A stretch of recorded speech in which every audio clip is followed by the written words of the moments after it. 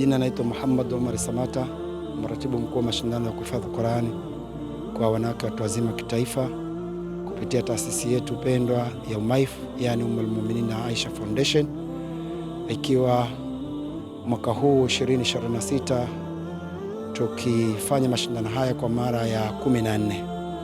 Lengo na madhumuni ya mashindano haya ni kuwahamasisha kina mama wa Kiislamu kupenda kukisoma kitabu cha Allah Subhanahu wa Ta'ala, ili kusudi tuweze kupata jamii ambayo iliyokuwa iko sawasawa, yenye kumtambua Mwenyezi Mungu, lakini pia yenye kufuata maadili yaliyokuwa mema.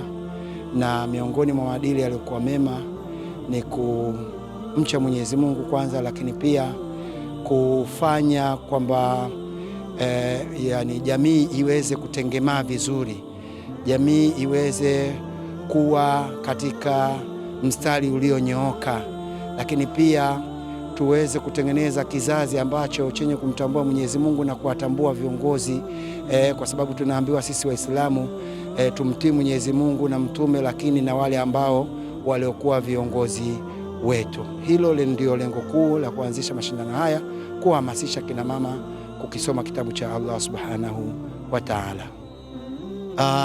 Sisi tunasema al-ummu madrasa, mama ndiyo madrasa.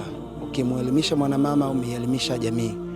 Kwa hiyo ili tuweze kuwa na jamii iliyonyooka, vijana walionyooka, ni kumuelimisha mwanamama, kwa sababu ukimuelimisha mwanamama umeelimisha jamii nzima.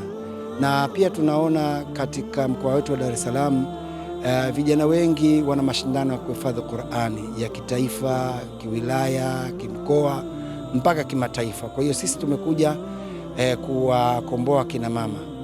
Tumekuja kuwakomboa kina mama, tumefanya mashindano ya kina mama kwa sababu mwanamama ndiyo mlezi nambari moja nyumbani. Matarajio yetu mashindano haya ni kufika mbali zaidi. Sasa hivi tunasema ni mashindano ya kitaifa, lakini tunatarajia tufike mbali zaidi na pia tuwafikie kina mama wengi zaidi nchini Tanzania.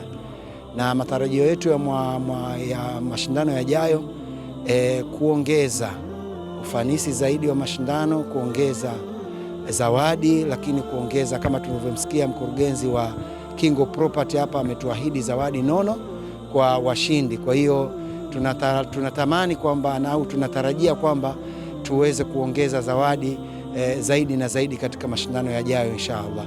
Na mashindano yajayo tunasema ni Nisful Quran Anniversary. Tunaadhimisha miaka 15 ya mashindano haya. Juzuu Qur'ani na juzuu 30. Sisi tuna miaka 15, maana yake juzuu 15 ndio nusu ya Qur'ani. Kwa hiyo na sisi miaka 15 hii tunaenda kuadhimisha inshallah taala 2027 inshallah.